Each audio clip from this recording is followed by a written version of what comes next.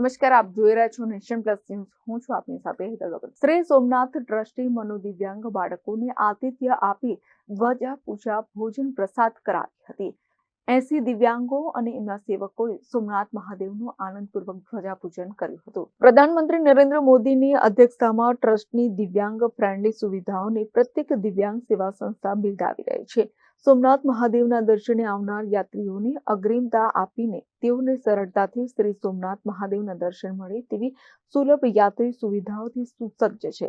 તેમાં પણ ખાસ કરીને સિનિયર સિટીઝન અને દિવ્યાંગોની સેવા માટે પ્રથમ બેરિયર ફ્રી મંદિર બનાવે છે, જેના પરિણામે વૃદ્ધો અને દિવ્યાંગો સોમનાથ દાદાના સુખપૂર્વક દર્શન કરી રહ્યા છે.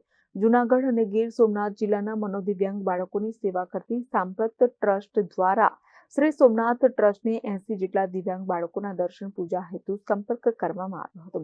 ત્યારે આ તમામ મનોદિવ્યાંગ મહેમાનોને સર્વોચ્ચ પ્રાથમિકતા આપીને તેમનું સ્વાગત કરવામાં આવ્યું હતું. સાથે જ તેઓને ટ્રસ્ટની દિવ્યાંગ ફ્રેન્ડલી સુવિધા અંતર્ગત ઇલેક્ટ્રિક ગોલ્ફ કોર્ટમાં મંદિરમાં લવાયા હતા. તમામને વિશેષ વ્યવસ્થા અનુસાર સોમનાથ મહાદેવના શાંતિપૂર્વક દર્શન કરાવવામાં આવ્યા હતા.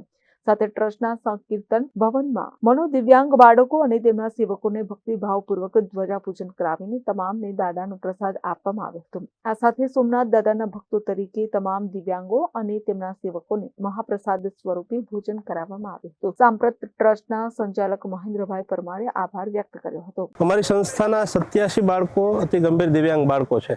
ખાસ અમારો ઉદ્દેશ એવો હતો કે સોમનાથ દાદાનું પૂજન કરી, ધજા પૂજન કરી અને ધજા ચડાવવી. આપણા પીએમ મોદી સાહેબ જે આ ટ્રસ્ટના અધ્યક્ષ છે, સોમનાથ મંદિરના અધ્યક્ષ છે, તેમની સતત નજરાનીમાં આ જે સોમનાથ મંદિર છે એમાં ખૂબ સારી સુવિધા મળે છે.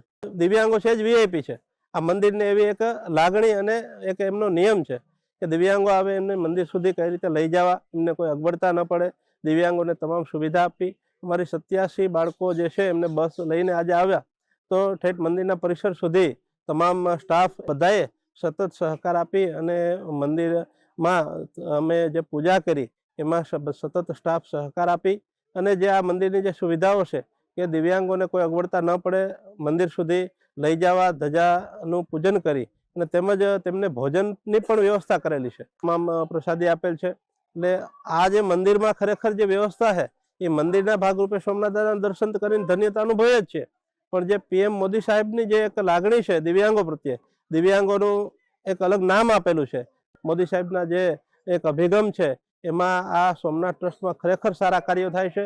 અમારા દિવ્યાંગ બાળકોને આજે ખૂબ સુવિધા મળી, ધજાની વ્યવસ્થા કરી અને ધજા પૂજા કરી અને ધજા ચડાવેલ અમારા દિવ્યાંગ બાળકો અને મારું જીવન ધન્ય છે. ખરેખર પીએમ મોદી સાહેબનો ખૂબ આભાર માનીએ છીએ, આ ટ્રસ્ટનો ખૂબ આભાર માનીએ છીએ. કેમેરામેન નવદીપ પ્રવીણ સાથે Satyam Nivaskar, nation plus news, Vadodara. સમાચારોના સતત અપડેટ મેળવવા માટે અમારી નેશન પ્લસ ન્યૂઝની યુટ્યુબ ચેનલને સબસ્ક્રાઇબ કરો, બેલ આઇકન દબાવો અને જોડાયેલા રહો ફેસબુક, ઇન્સ્ટાગ્રામ અને ટ્વિટર પર.